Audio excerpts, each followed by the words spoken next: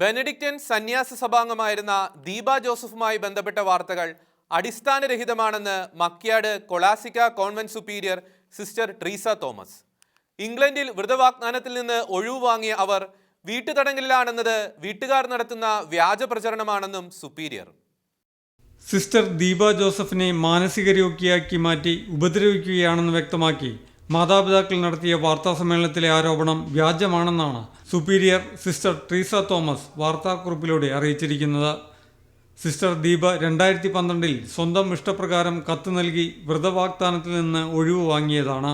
ഇംഗ്ലണ്ടിൽ സ്ഥിരതാമസമാക്കുകയും അവിടെ പൗരത്വം സ്വീകരിക്കുകയും ഫ്ളാറ്റിൽ താമസിക്കുകയും ചെയ്യുന്ന അവർ വീട്ടുതടങ്കലിലാണെന്നത് വീട്ടുകാർ നടത്തുന്ന വ്യാജ പ്രചരണമാണ്.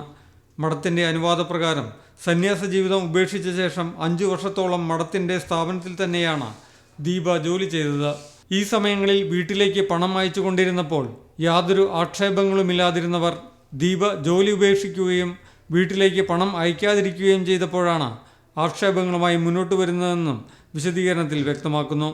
ആക്ഷേപകരുടെ ഉദ്ദേശം ഇതിലൂടെ വ്യക്തമാണെന്നും ഇത്തരം അടിസ്ഥാനരഹിതമായ പ്രചരണത്തിൽ നിന്ന് തൽപരകക്ഷികൾ നിരുപാധികം പിന്മാറണമെന്നും വിശദീകരണത്തിൽ വ്യക്തമാക്കുന്നു. അതേസമയം മാനന്തവാടി രൂപതയെ പൊതുജനമധ്യത്തിൽ അധിക്ഷേപിക്കുന്ന വിധത്തിൽ വാർത്തകളുണ്ടാക്കുന്നതിനെ നിയമപ്രകാരം നേരിടുമെന്ന് രൂപത അധികൃതർ വ്യക്തമാക്കി. ഷെക്കേന ന്യൂസ് ബ്യൂറോ, വയനാട്.